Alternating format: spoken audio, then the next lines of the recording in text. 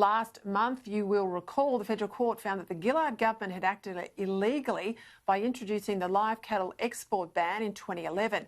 Almost immediately as the judgment was delivered, the Attorney-General indicated that the Morrison government would consider appealing the decision, concerned that the ruling could restrict future decision-making powers for ministers. Well, from the outset, National MPs argued that any appeal would break faith with the cattle farmers that had been supported by the coalition in opposition, but who now felt abandoned by them in government.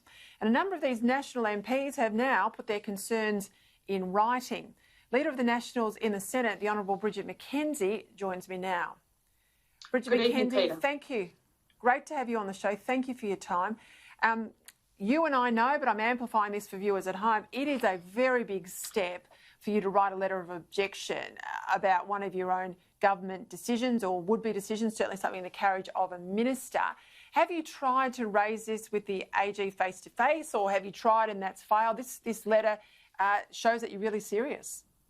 Yeah, well, Peter, we are really serious, and you're dead right. You and I were both there in 2011 where this outrageous and appalling decision was made by the Gillard government under Joe Ludwig, the then Agriculture Minister, decimating a $1.6 billion industry, family cattle farms, right throughout WA, NT and Queensland, and rightfully so.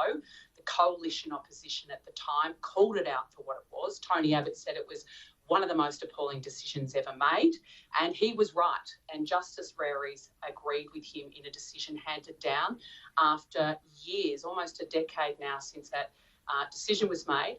But they've been in and out of court for many, many years fighting that decision. And, you know, as National Party senators, we stand with the cattle industry, the beef industry, our family farmers who've been fighting to be recognised, who've been rebuilding their businesses.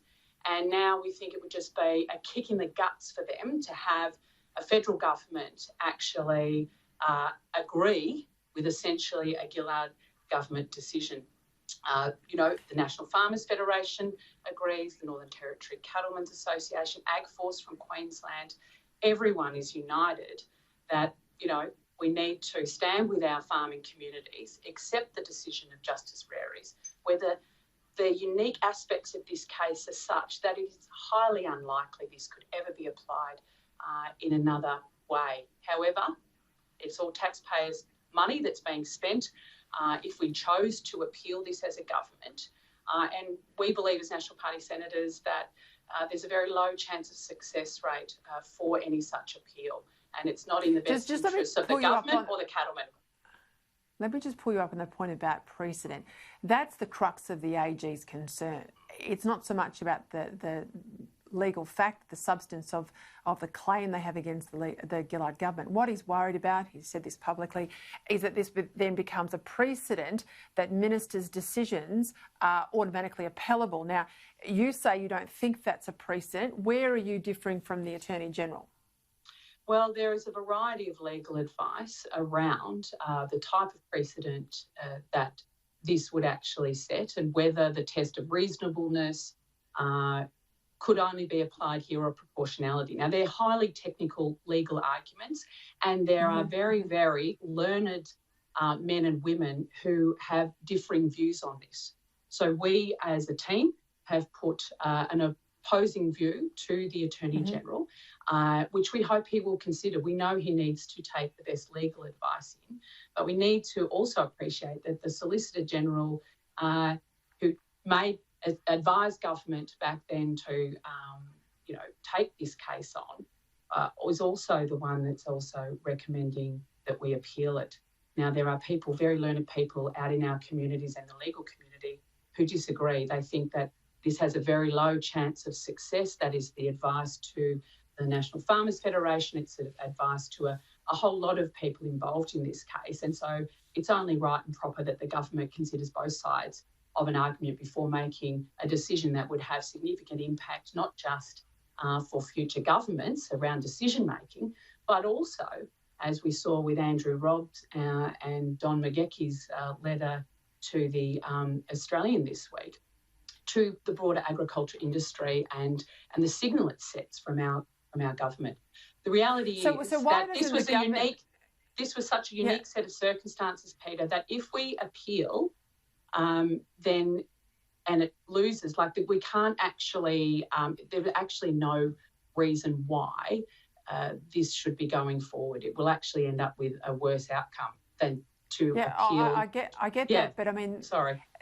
At the moment, it's just an internal stoush, and you'd think that the government, the two parties inside the government, you guys can sort this out, that it doesn't need to resort in letters. Why can't there be an ex gratia payment, which for those people who are not, lawyers, a payment that says you've suffered harm, doesn't admit liability, but certainly gives them the compensation that's their due out of this federal court case at the very least, and then the AG can go off and fight the point of law if he wants to, but not put these farmers through the cost of an appeal, and I guess all the stress, because it's been, and I know you support them, but it's been a decade that they've fought this really bad decision by a really bad minister all the way through the courts. Can't we just give them their compensation as they're owed? Yeah, I agree 100%, Peter, you and I on this. And I don't think there's any argument within government about paying out the farmers. We know there'll be in excess of 300 claimants. The case is still, the class action is still open. So if you're a truckie or a fencing contractor that was involved with live cattle exporters, you're still able to join that class action. And we estimate that could be in excess of $600 million. There's no argument within government. Set up a fund.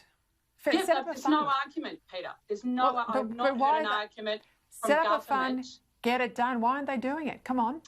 Well, because I talked to cattlemen today, again, as we have, it is not just about the money for them. It is actually about the principle of the fact. And, again, Robin McGeckie's letter, Tom Stockwell's letter, again, there's all writing, whether they're family farm owners or actually involved in the National Farmers Federation.